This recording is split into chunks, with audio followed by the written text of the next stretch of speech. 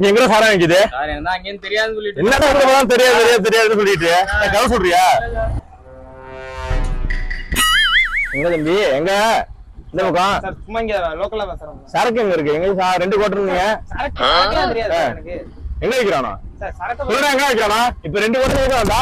Sir சொல்றாங்க sir அந்த பணமரத்துக்கு பக்கத்துல இன்னும் வெட்டியா யார சாரம் வைக்குது? இந்த இடம் தான் சார் என்ன விட்டுருங்க சார்.